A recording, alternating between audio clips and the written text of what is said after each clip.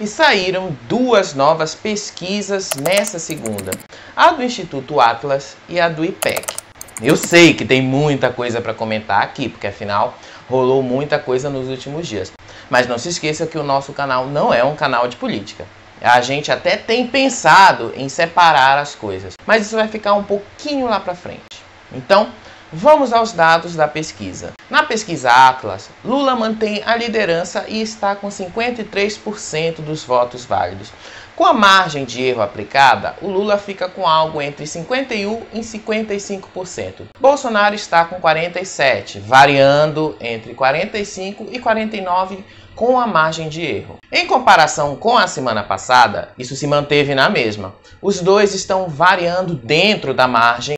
Nenhum ganhou mais votos do que o outro, os dois estão em absoluta estabilidade. O Instituto Atlas foi o que mais se aproximou dos números das urnas do primeiro turno. Depois dele foi o Paraná Pesquisas. Então, a gente não pode desconsiderar os dados desses dois institutos. Mas ainda não apostamos que o Lula vai ter essa grande margem de diferença do Bolsonaro. Não é o que as ruas, não é o que a gente está vendo todos os dias está dizendo pra gente. Na semana passada, a gente viu que o Bolsonaro teve uma pequena reação. O IPEC de hoje mostrou que essa reação meio que broxou. No IPEC, o Bolsonaro ficou na mesma que ele já estava. E o Lula também. O Lula manteve os 50% e o Bolsonaro manteve os 43% dele.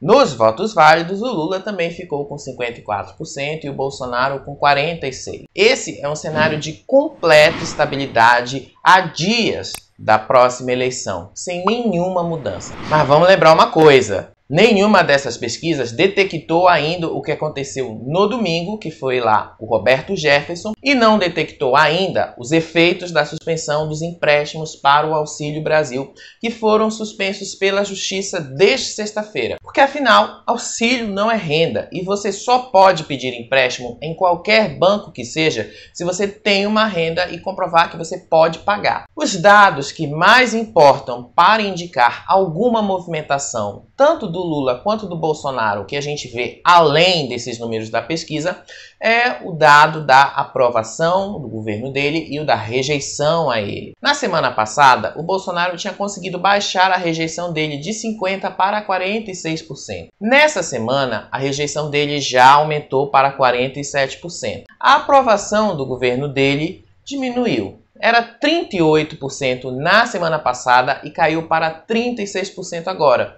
enquanto que a sua avaliação negativa ficou em 40%, aumentou 1 ponto. Todos esses movimentos indicam que a percepção da população agora começa a ficar mais clara com a proximidade do dia da votação, faltando apenas 6 dias para a definição final. Nesses 6 dias é que as pessoas começam a definir e a pensar mais nessas coisas. Afinal, é a definição de como é que vai ser a vida delas pelos próximos 4 anos. Essas pesquisas também detectaram se houve algum impacto da ausência do Lula aos debates promovidos pelo SBT e pela Record. E na prática, não.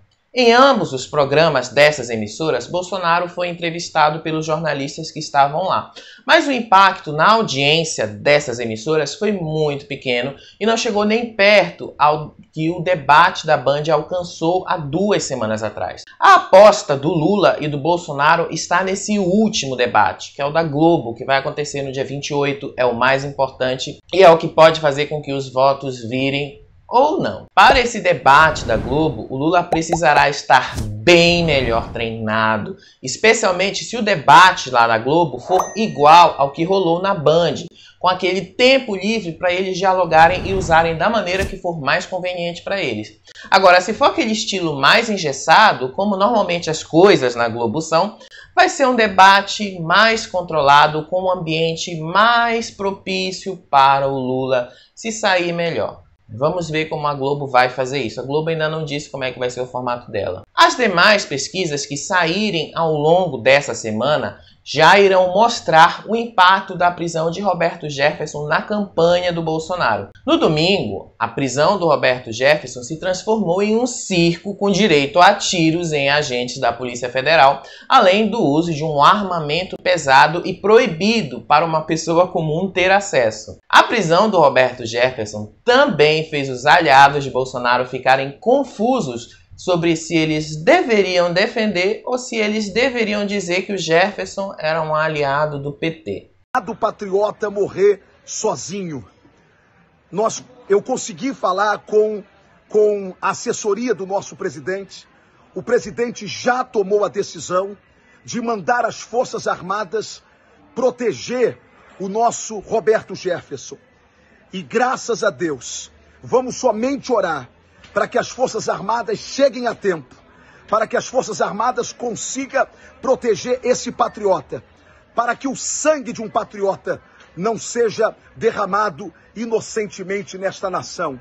Parabéns, presidente Bolsonaro, pela sua atitude de proteção à pátria, de proteção a Roberto Jefferson. A coisa tá meio confusa por aqueles lados. O negócio ainda tá confuso, mas esse circo armado no domingo pode ter ferido de morte a campanha do Bolsonaro. É claro, não estou afirmando que o Bolsonaro vai perder votos com isso. Não vai. Mas vai ser muito difícil ele conquistar novos votos. E nos próximos dias a gente vai comentar isso aqui nesse canal.